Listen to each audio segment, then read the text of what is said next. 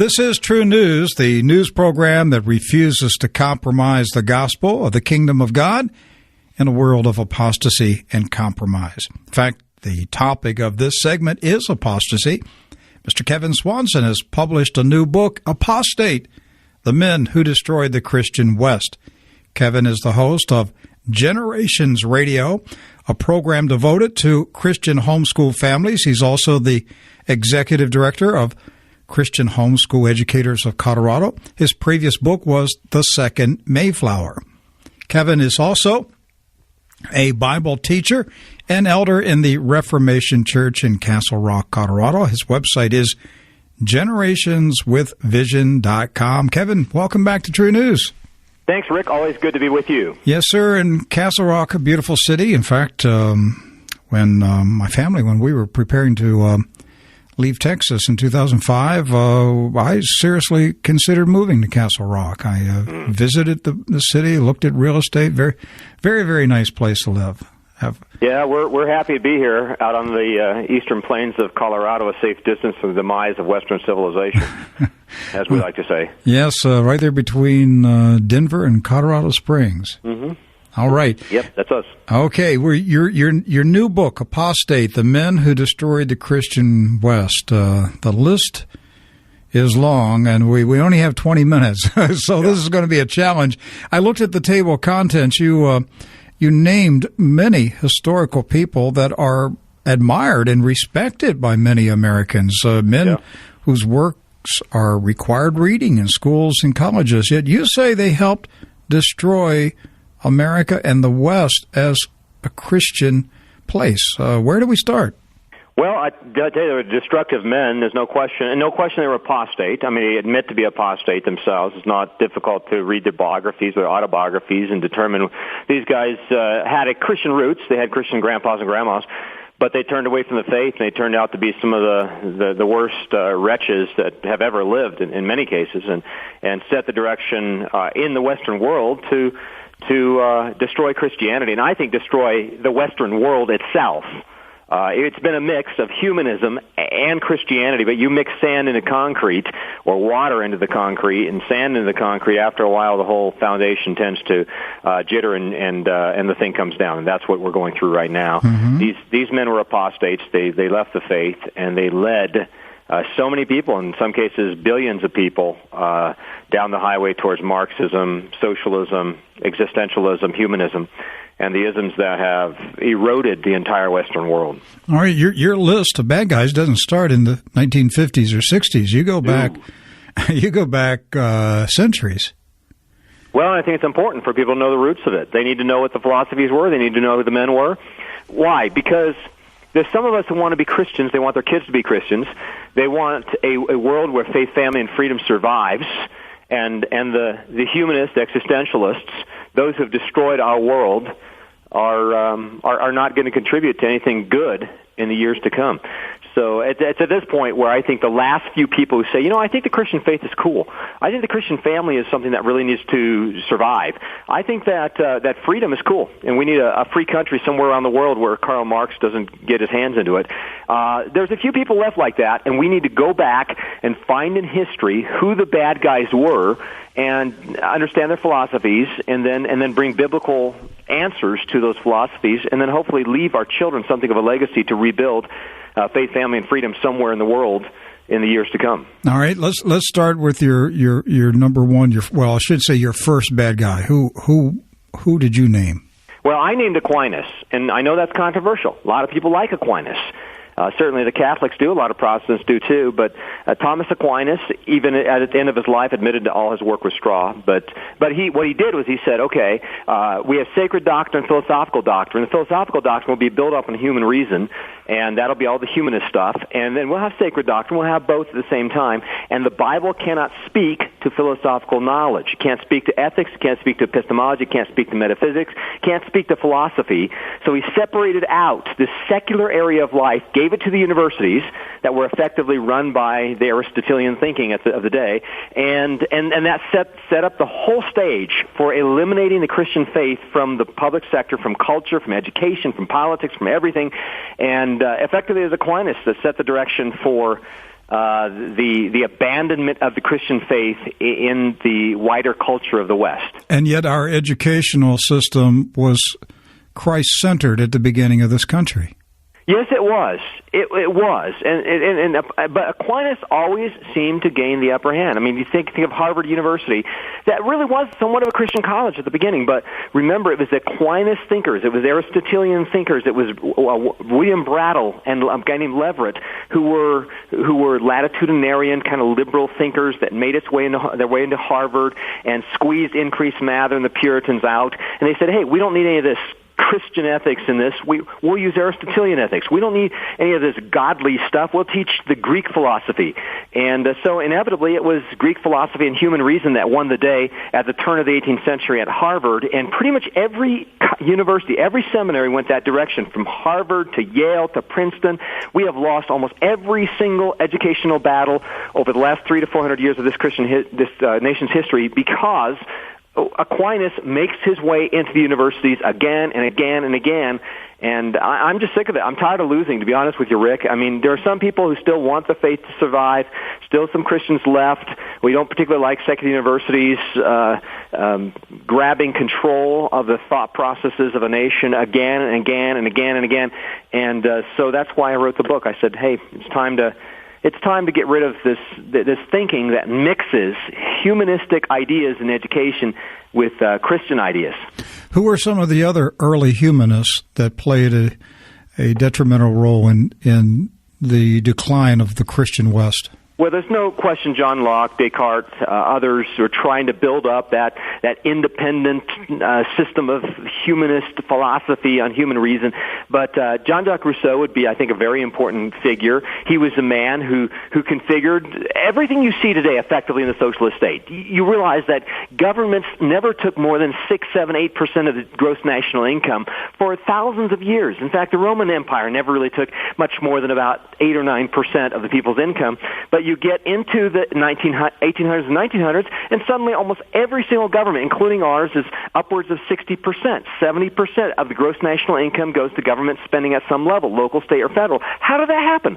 How do we get to the big state, the big government? How does big government that controls social systems in almost every single civilized country in the modern world happen? It happened because of Jean-Jacques Rousseau and the books that he wrote, like The Social Contract and Emile, which is his book on how to bring in public education, how to bring in compulsory attendance laws into the modern world. Remember, they didn't have compulsory attendance laws until the early part of the 1800s.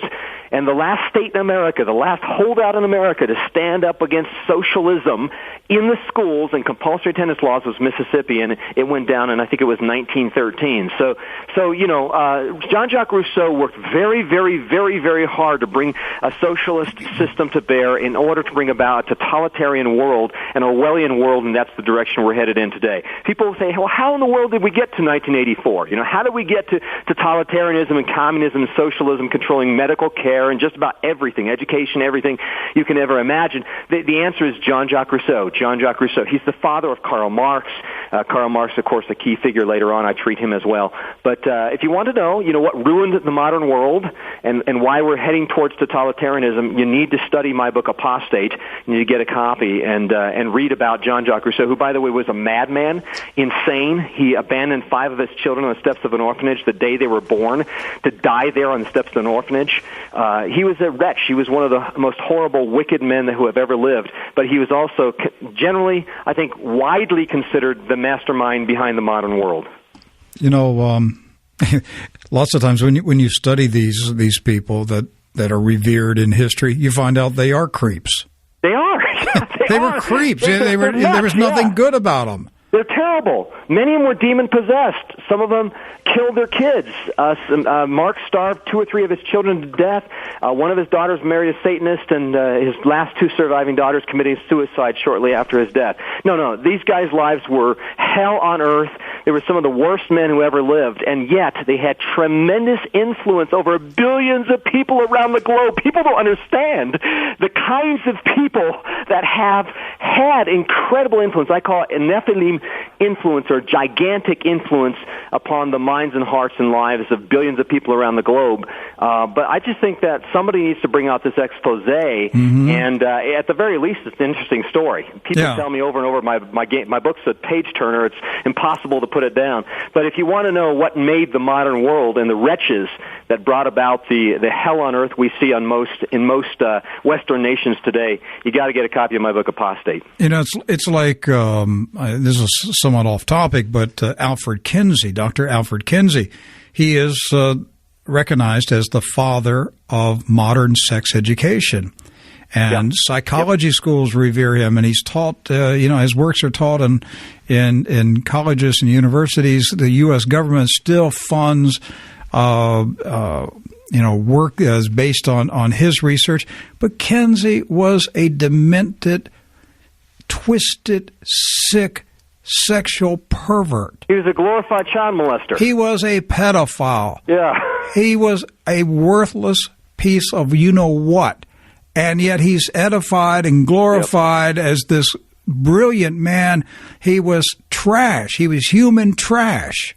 Mm-hmm. And why? Why do we as Christians have this stuff infected in our minds? Why aren't we telling the world, no, that man you are revering was absolutely despicable?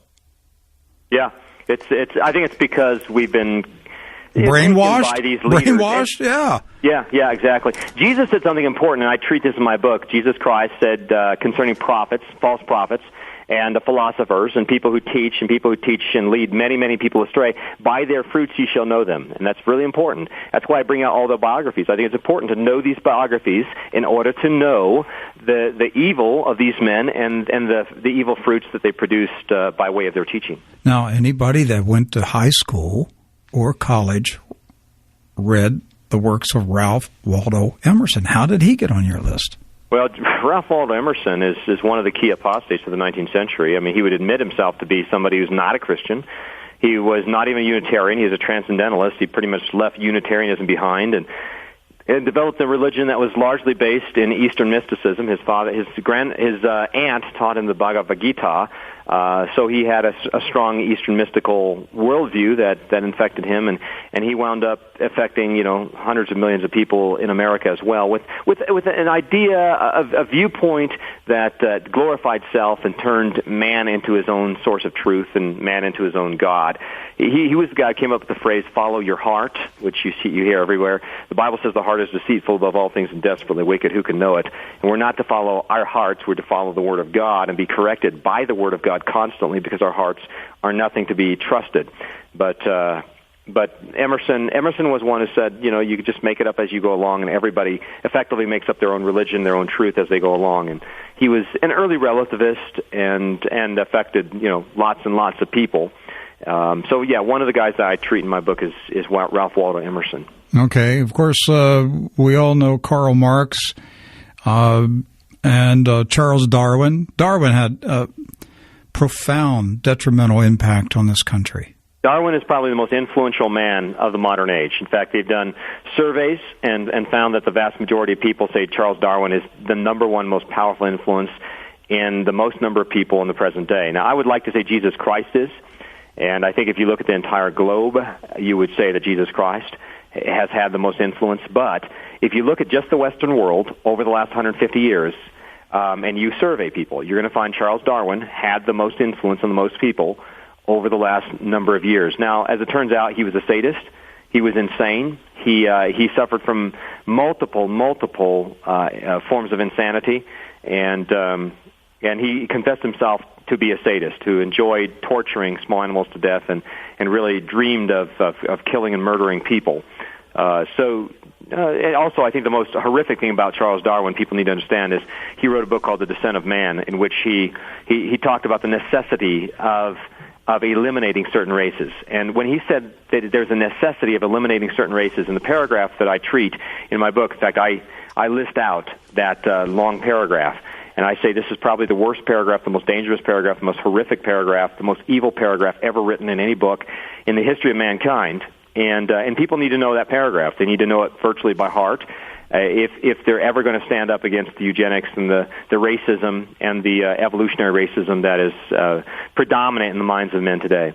Charles Darwin was an extremely evil man, and I think he was ultimately the root of what happened with Adolf Hitler and the eugenics and the racist programs that developed out of the 1920s. And the inspiration for Planned Parenthood. Oh, yes. Yeah, throw that in, too.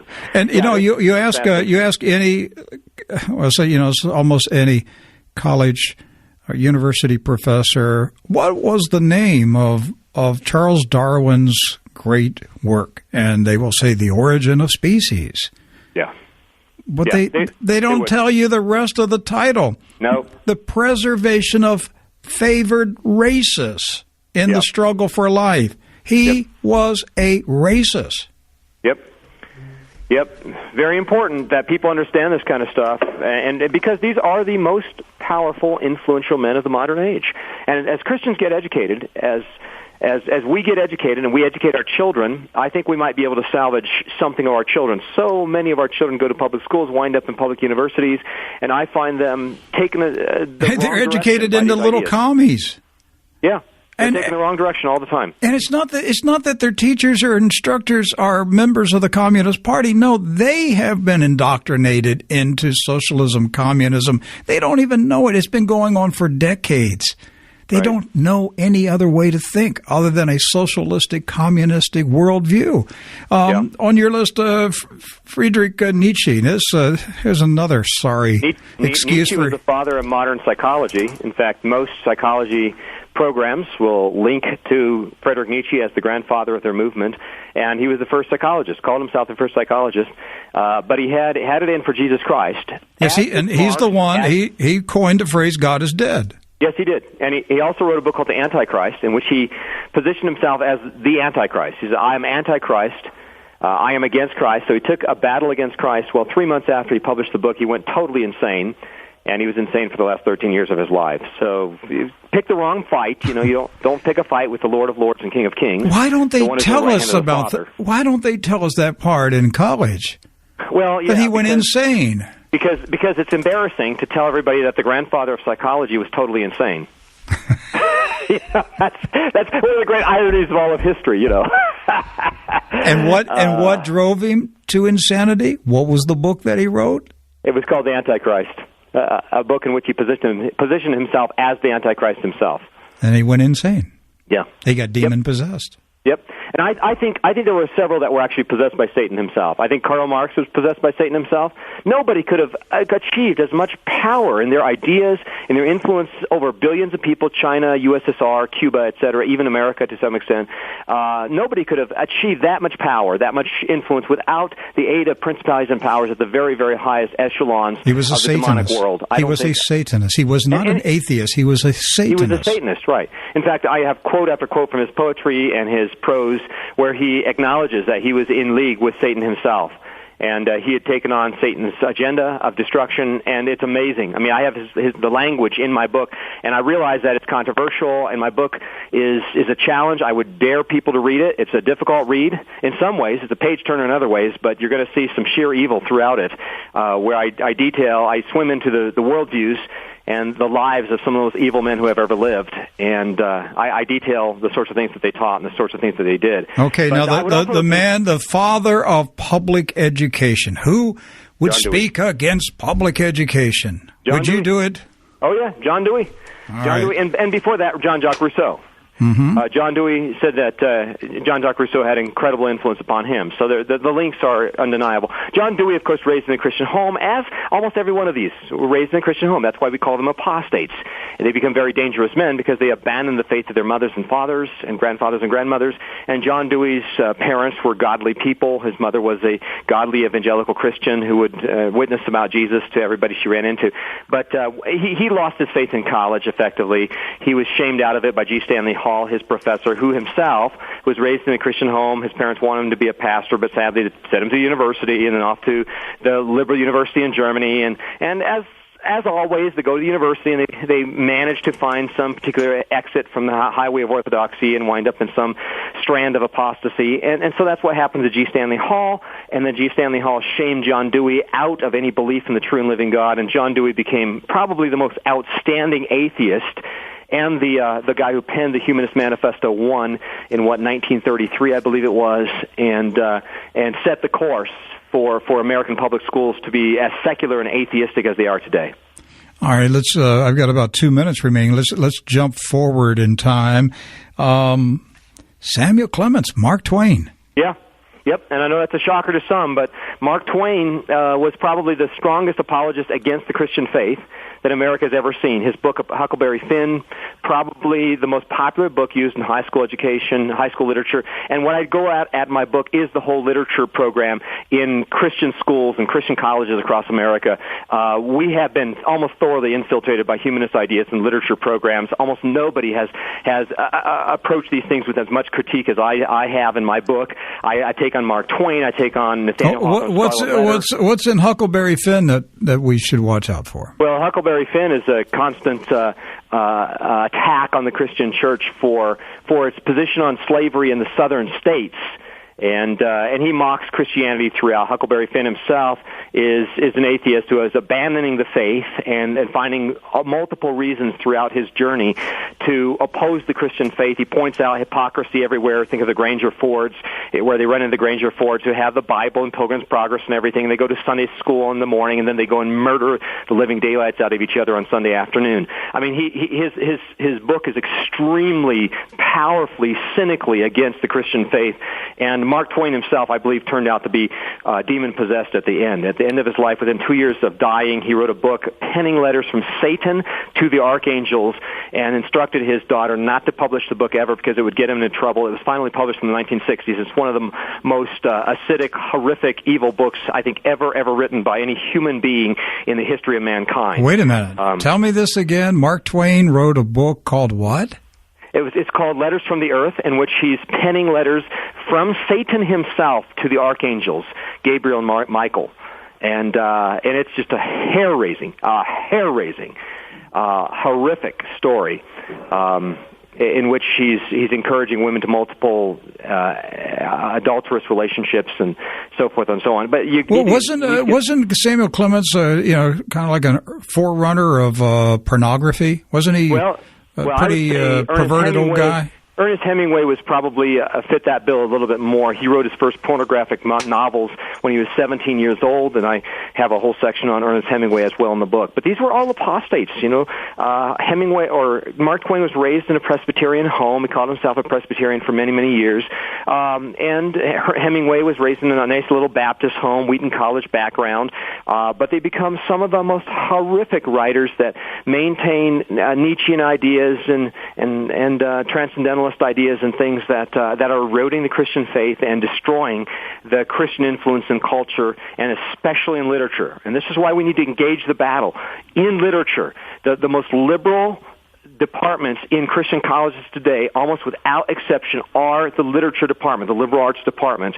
And my book is intended to hopefully roll a hand grenade into the garden party on this one and encourage people to engage the battle of worldviews in liberal arts more than we ever have before. And I'm hoping that my book, Apostate, will accomplish this. I think we're losing because we keep losing the battle in the liberal arts classrooms again and again and again and again and again. And I think it's time to stop losing. All right, True News audience, if you want to deprogram your mind from a lot of stuff that was taught to you in school and college, you can start with Kevin's new book, and it is Apostate, The Men Who Destroyed the Christian West. You can get it at his website, generationswithvision.com. Thank you, Kevin. Appreciate the work that you're doing. Thanks, Rick. Always appreciate it. You're listening to True News, the End Time Newscast.